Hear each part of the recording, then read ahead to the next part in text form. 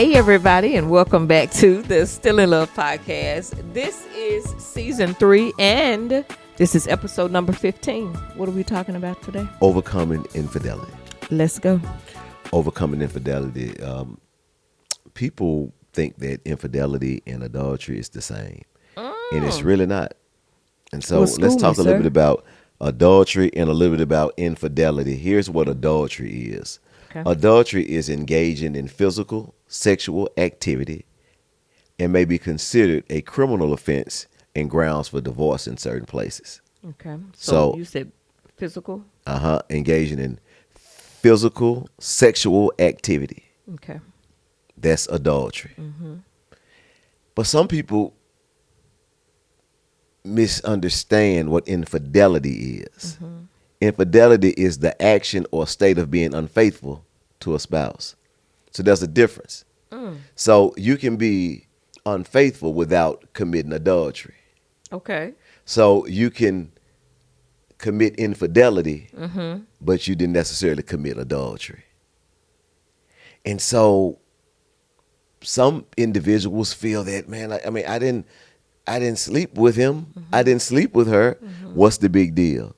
I just want to dive into it. Let's do it. Let's dive. All right, here we go. You learned me something. I learned you something. Okay. All right. Hopefully we learn some of y'all out there something too. This is really important in marriage, in so many marriages, in divorce, because of adultery, and so many of them in divorce because of infidelity, right, where an individual never slept with another individual, but they were not faithful to their spouse. This is important. Look at what Proverbs 6 and 27 through 29 says. Can a man scoop fire into his lap without his clothes being burned? Can a man scoop fire into his lap without his clothes being burned? Can a man walk on hot coals without his feet being scorched? So is he who sleeps with another man's wife. No one who touches her will go unpunished. My Lord. Did you just hear? Did you hear that scripture? I did. So in other words, you cannot, King James says, you cannot take fire to your bosom and not be burned. If you take fire to your bosom, you are going to be burned. Yep. Every time. And so some men think, or some women think, some people think that you can take fire to your lap without your clothes being burned, or you can walk on hot coals without your feet being scorched. So he likened it to, if you sleep with another man's wife, you will not go unpunished. My Lord. Adultery is sleeping with someone else's wife and you're not married. Adultery is sleeping with someone that's not married and you are married. And adultery is also sleeping with a married individual and you are a married individual. Some call that double adultery. Okay, now. And so as we look through scripture, we see just the consequence of adultery through scripture. Numerous times. And some individuals have a difficult time because they say, I have not slept with him. I did not go all the way. So what is the big deal? And we want to deal with it on today. And how can we overcome infidelity in marriage? Can we overcome adultery in marriage? And I think you can. But I don't think it's going to be easy. Marriage is not easy. Amen. Marriage is a challenge. It is. God put it together. He joined it together. But just because he joined it together don't mean that it does not come with its own set of challenges. True. And because God joined it together and God loved marriage, then guess what? The enemy hates it. He want to tear it apart because he loves divorce. And anything that God is for, the enemy is against. Right. Anything that God is for, the enemy is against. And anything that God is against, the enemy is for. All right. Infidelity or cheating is the act of being either emotionally or physically unfaithful to a spouse or a partner and breaking a commitment or promise during the act. My Lord. It's cheating. So if he's watching porn and his wife doesn't know that he's watching porn, or if he's watching porn, his wife knows that he's watching porn, his wife's not in agreement with him watching porn. Number one, I believe that's a violation with God. But number two, it's a violation with your spouse as well. Yes. because this is what you're engaging in, and it's not your spouse that you're engaging in this act that you're seeing with. Right. And so that's a form of infidelity.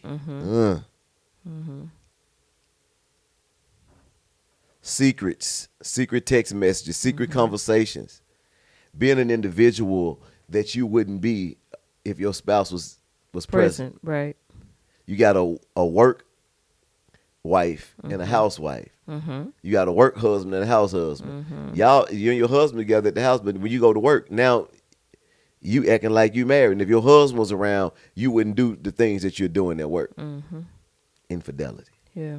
And some people never really looked at it like that. They just felt that, I'm just having fun. We having a good time. And oftentimes it's not a physical affair, but there's such thing as an emotional affair. Yep. To where you're unfaithful emotionally because you're caught up emotionally with an individual. And oftentimes because you allow doors to open. Yep. We have an emotional connection. I'm getting emotional support from someone other than my spouse. And I don't mean in a friendship type way. I mean no, there is this emotional connection to another man or another woman, and I am in return receiving emotional support that might go a little further than like a general support that you just kind of get from just being in relation with people. So many times in marriage, and we see it a lot with particularly brothers that are unfaithful and don't really see anything wrong with what it is that they're doing. Or they may see something wrong and their wife finds out, and once their wife finds out, they feel that, hey, what's the big deal? Let's just get over it. And she's saying, I can't just get over it.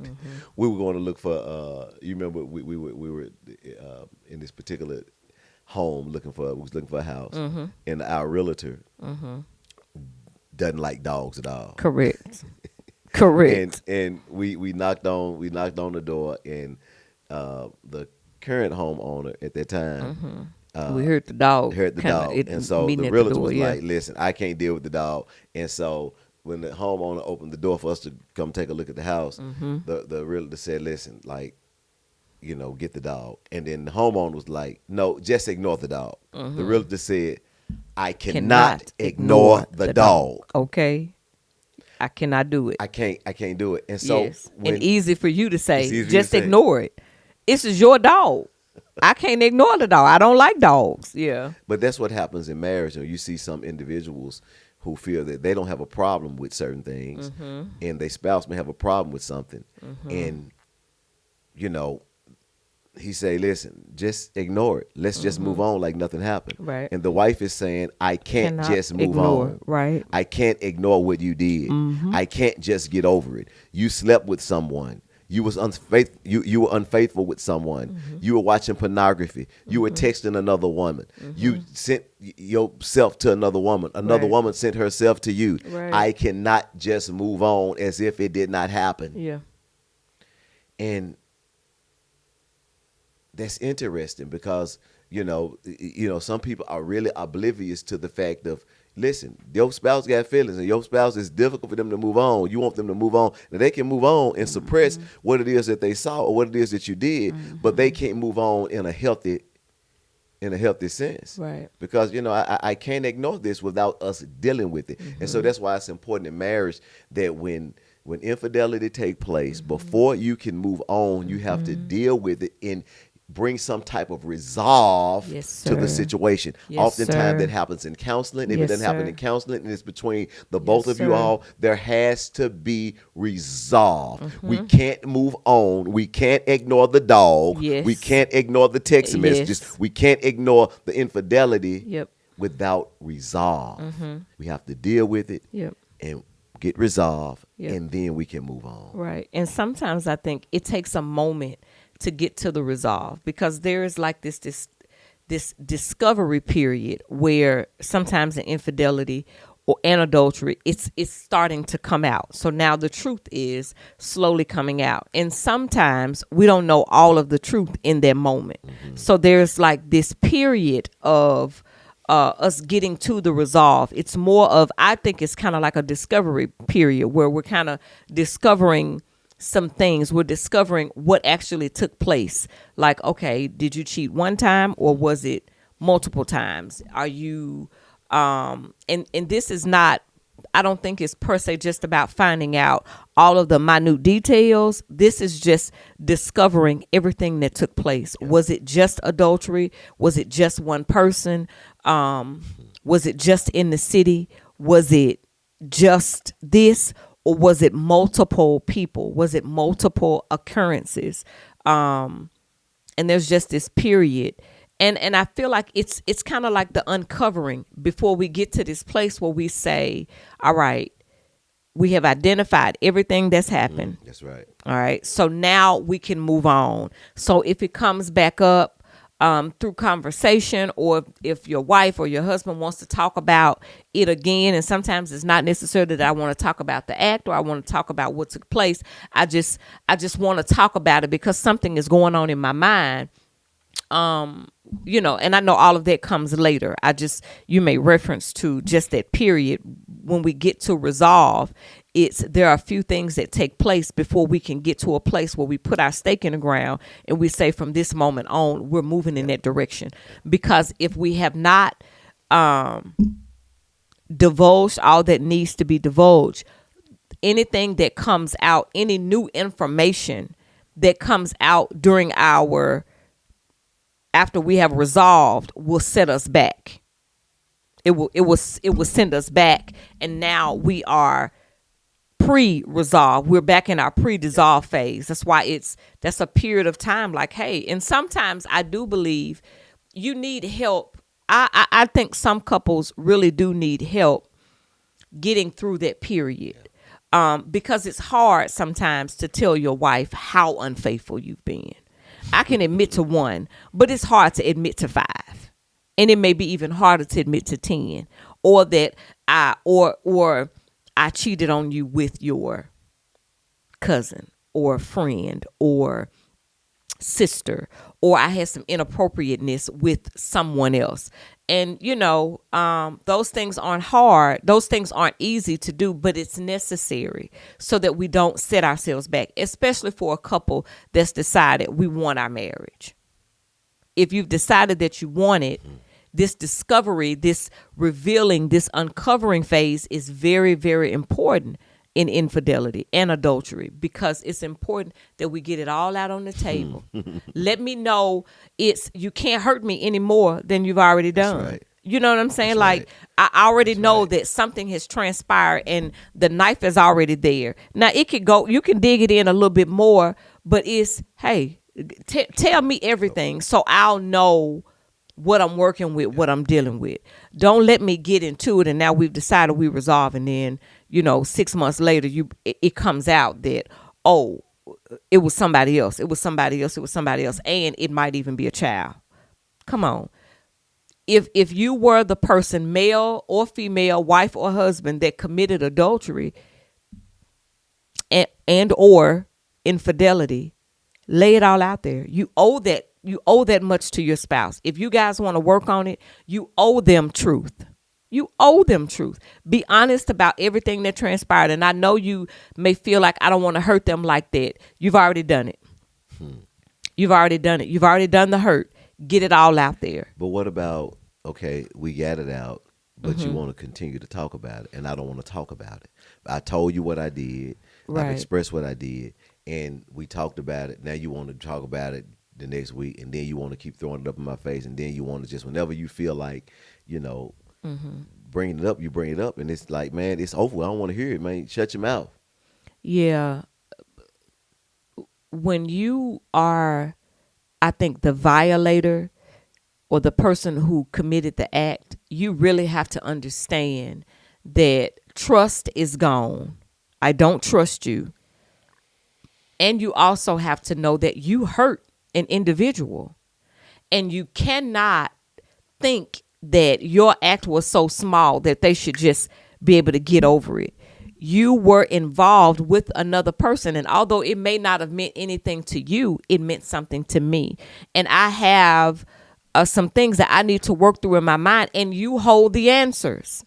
You hold the answers, and your willingness will help me in my healing. You have hurt me, and I am always amazed. Like, just for the last few years, it always amazes me how it doesn't, and it's even in any relationship. But when we hurt an individual, we expect almost this instant trust to be restored. We almost expect things to be like they were, when it's like, no, you hurt me. Your actions hurt me. You did something to me that makes me not trust you. And you would have a problem with me inquiring about something that's going to help me build my trust back in you.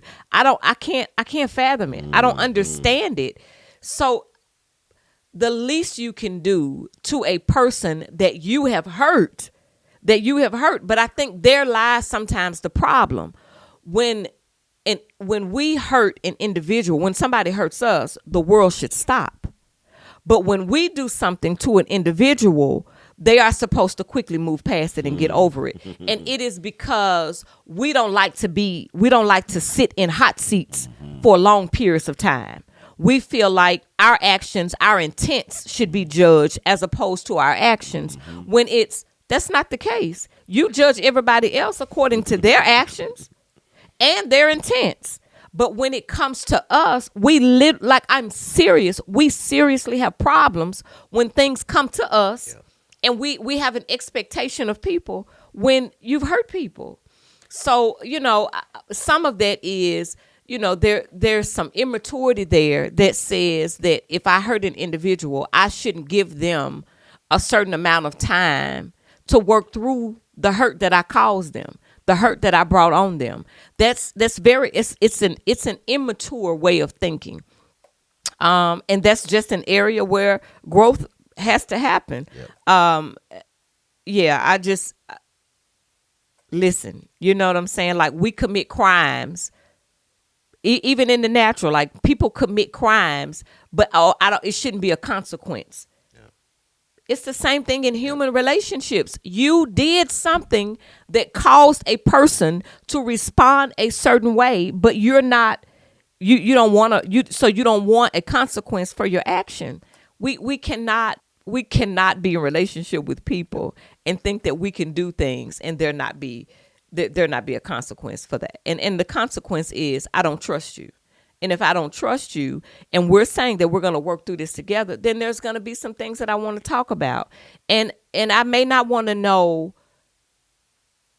I may not want to know about every occurrence. I may not even want to know details. Really, sometimes what I want to know is how willing you are to talk about it, how willing you are to own, because a part of you having the conversation with me and allowing me to talk about certain things with you is it's a part of you owning it. When you own something, you realize, I did something to somebody. Let me own what I did, and let me own how what I did may have affected them. Let me own that. And I don't get to determine, I don't get to choose how you work through that. I don't get to choose that. I don't get to say you're wrong for wanting to bring that up. I lose that right because I hurt you. So how long are you gonna talk about it? I don't think that there's a time frame. I'm tired of talking. Like, okay. So whenever you feel like you want to talk about it, you're just gonna bring it up, and I just got to deal with it. I do believe that there are some extreme cases where sometimes it's just hard for people to move on and let some things go. I do know that those instances exist. And if that is you and you are the person you're continuing to hold on, they're trying to show you that their behavior is they're no longer this person that they used to be. They're really trying. You can see the effort sometimes when we come out of our need to make people pay for stuff that they do to us. But there is a group of individuals that I know exists that simply don't want to take ownership for what they do. They just don't. It's always somebody else's fault why they did what they did. And a part, again, like I just said, a part of owning what I did is I'm sitting in this seat as long as I have to sit here in order for my spouse to get what they need, in order for my spouse to get the resolve within themselves that they need. I got to sit in it. So And I got to own the fact that I hurt you. so tell me, what's going on in a woman's mind when her husband has been unfaithful and he's not being open about details, or he's not being open about, you know, he's not freely speaking about it. Every thought imaginable. Was it me? Am I not pretty enough? Is it something wrong with my body? What would make him want to go get something from somebody else that I have? What is it? Is she better than me? Is she better than me sexually? Is she nicer than me? Is it, you like being with her more? Is her conversation better? It's a measuring up. It's what is why? Why did he choose something other than me? Because adult, you made a choice. You chose to call. You chose to text. You chose to meet up. You're making these decisions. And so why are you choosing something other than me? So now I'm looking at myself and I'm questioning everything about myself. I sometimes women in this phase, they lose themselves because I don't understand and I cannot fathom why you would do this to me, why you would cheat on me. And so I have no other choice. You leave me when you don't communicate with me, when you refuse to allow me space to just ask questions like why. I really want to know why. Why did you do it? And sometimes, man, I don't know, man, like me, I was a knucklehead. I was a mess. I was in a bad place. I was all of this stuff, man. And sometimes that's enough. That's a part of it. We want to hear that part. But the other part is, did you love her? Answer that. Was she prettier than me? No, baby, like it's answer that. Was she better than me? Answer that. What I need is reassurance. That's what I need. What I'm looking for is reassurance because the ground that I was standing on in my relationship has been shaken. So you're going to have to help me regain this foundation. Do you love me, right? Do you still love me? Because in essence, that's what I want to know. Do you love me? Do you still think I'm beautiful? Do you still think I'm pretty? Do you still think I'm worth being in this relationship? Do you still honor me? Do you still? It's all of those things that I thought we had. But when you cheated, I found out that maybe that's not what we had. So now I'm questioning everything. So when I question things, I may not want to know details. What I want to be reassured. I want to be reassured in our relationship. I want to know that what we had can be better, or what we previously had before this incident is still there, that the love you have for me is still there. I hope that brothers and sisters as well, because it goes both ways. It does. Are really It does. receiving this.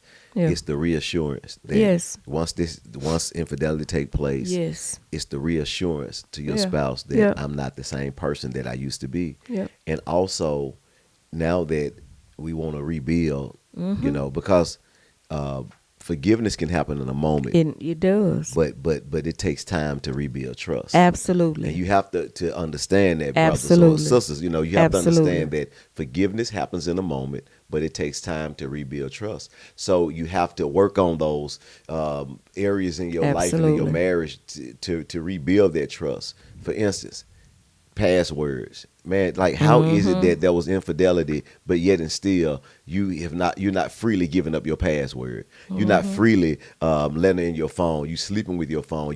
You can't let your kids get your phone because there's something in your phone.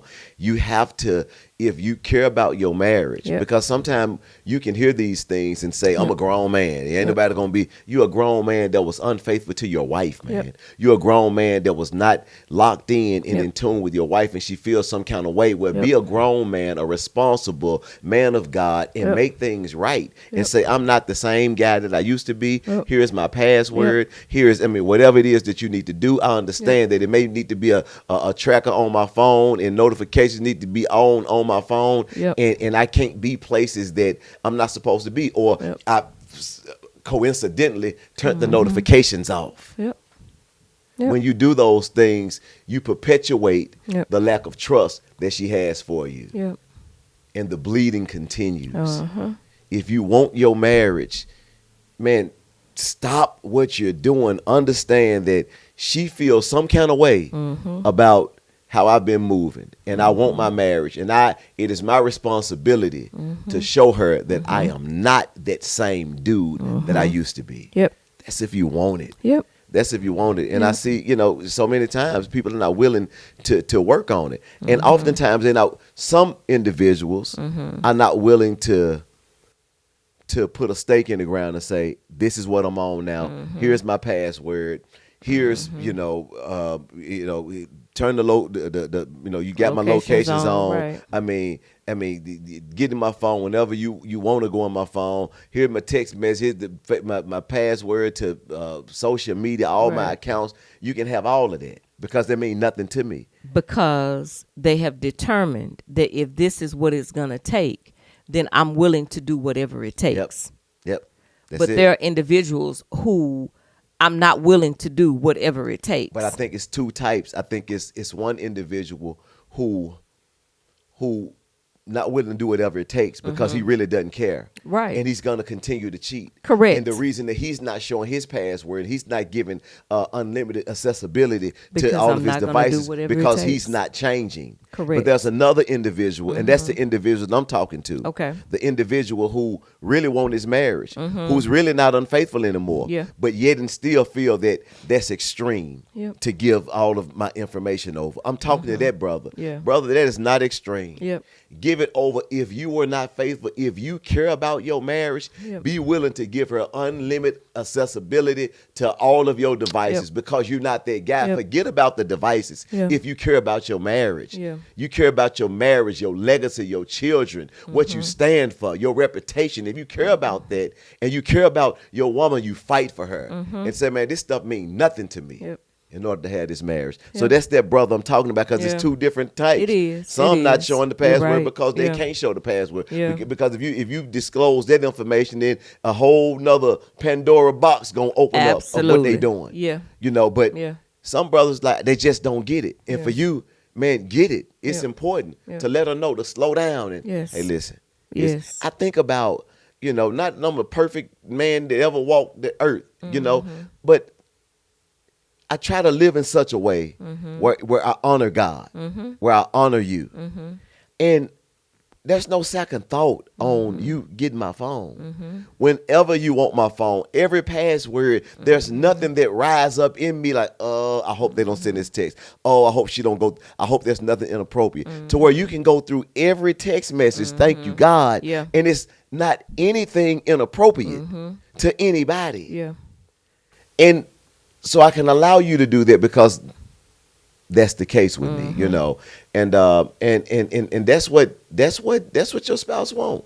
Like, why is it any type of hesitation or reservations on, and you were the one that was unfaithful? Now, okay, if the trust is complete and no, you haven't given her a reason to believe you did anything wrong or vice versa, then okay, I understand that thought process. But even in that, it doesn't matter. You hadn't done anything that's giving me a reason to think that you'll be unfaithful. Right. But I have access to anything that I want. Correct. I hadn't done anything to make you think that I'd be unfaithful. Correct. But you have access because that's what responsible married individuals do. Yeah. We don't withhold nothing from each hidden. other. It's nothing We don't. hidden. Nope. You don't have the access to my bank account. Nope. You don't have access to this. What are we doing? We have all of these. My. The two become one.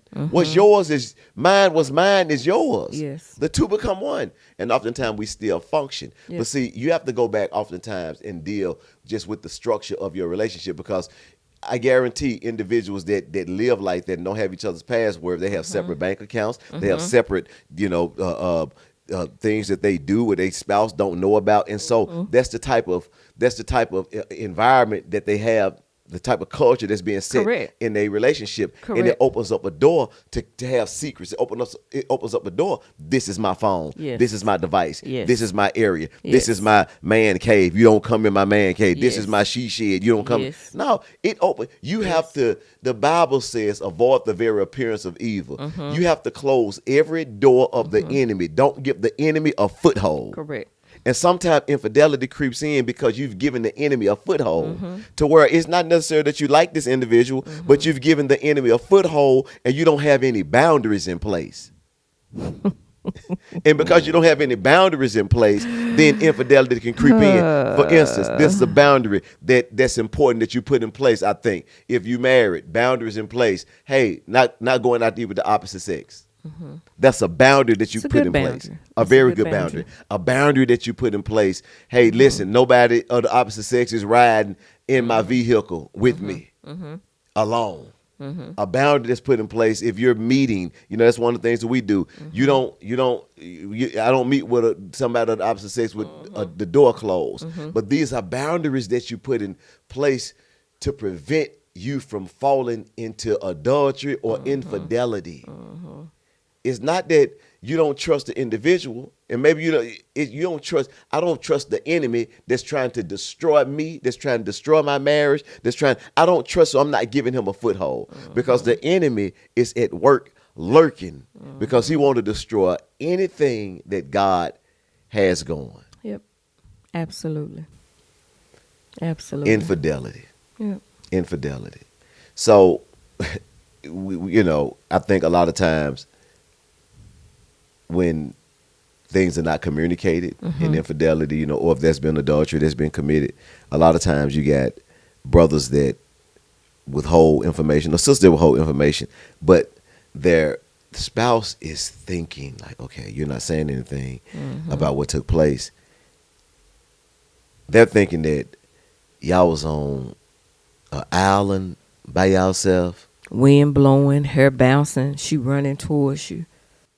Man, we just, it happened, it was over with, it was quick, it wasn't nothing. I mean, we just, you moved on. Yeah. But in her mind, it lasted all night. Yeah. It lasted 3 nights. Y'all Yes. just took a break to get something to eat, and it was Yes. 3 nights, and it was the best in the world, and y'all was in the water, and y'all Yeah. so her mind is just gone Right. because you won't open up and disclose and say, hey, look, this is what happened, this is what went on, that's over with.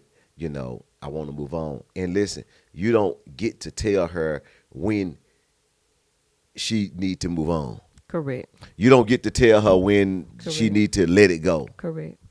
Correct. And I think sometimes it's good to sit in the ugly. And I know we don't like to do that. We don't like to sit in seasons just as human beings where things are uncomfortable or it's a bit gray but sometimes that's what's necessary so we can work through how did we get here. Yep.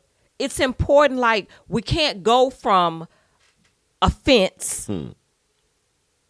All right, I said I'm sorry. Then we go to, all right, now we're working on rebuilding. Sometimes we have to sit in that ugly of the gray so we can realize, dang, how did we really get here? Yep.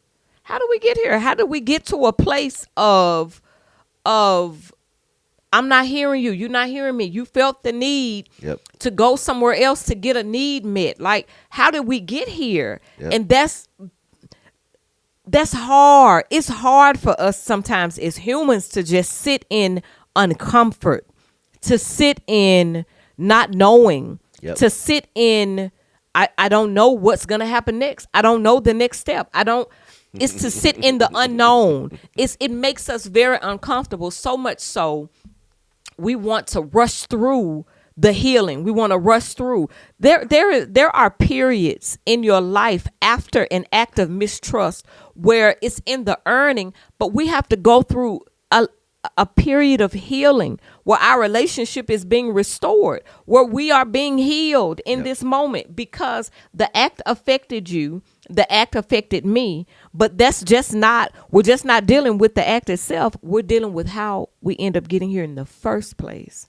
And I guarantee you something in our relationship needed to be healed. And this is just how we expressed ourselves. Yep. This is how our unhealed selves showed up in our marriage. Yep. And we chose and we made a decision to go outside of that. So, it's very unfortunate, but we don't have to rush through certain things. We don't have to rush to, I know he cheated, 3 months ago, but girl, I'm completely over it and I'm healed. And it's like, yes, sis, you don't have to rush it. Yep. We don't have to rush our healing, and we don't allow other people to rush our healing. You can't rush me. If something hurt me and it I'm not going to even say traumatized me. Sometimes we're just hurt and it's not a trauma attached to it. We're just hurt. If it hurt me, I'm going to take my time to get what I need in order so that I can move to the next thing in a healthy place. Because if I go from one thing to one thing, relationship to another relationship, and I'm not healed and that thing is not healed in me, I'm going to do the same thing that caused me to be in this place in the first place. So, it's just, and that's just one of those things, we have to, and I know, again, hopefully, these are kingdom people that's listening. But that's the stuff we have to stay before the Father with. All right, y'all, that's all we have. We will see you next week. And don't forget, don't just start in love, but stay in love. Bye, y'all. God bless. Thank you for listening to the Still in Love podcast. We hope that you have enjoyed this episode and it has indeed blessed your life. If it has, we need you to do 3 things for us. 1, we want you to subscribe to this podcast on your favorite platform so that way you can be notified when a new episode drops. Number 2, we want you to review it. Click on that 5-star and let us know how much you enjoyed it. We absolutely love feedback here at the Still in Love podcast, and this helps us to make sure that we are scratching where there's an itch. And number 3, we want you to share it with a friend or family member. Also, if you have a question, we'd love to hear it and even talk about it right here on the podcast. You can submit those questions at stillinlovepodcast.com. You can also connect with us on Facebook and Instagram at Innovation Church Memphis and on TikTok at We Are Innovation. Until next time, peace. Don't just start in love, but stay in love. Thanks for tuning in to Still in Love podcast.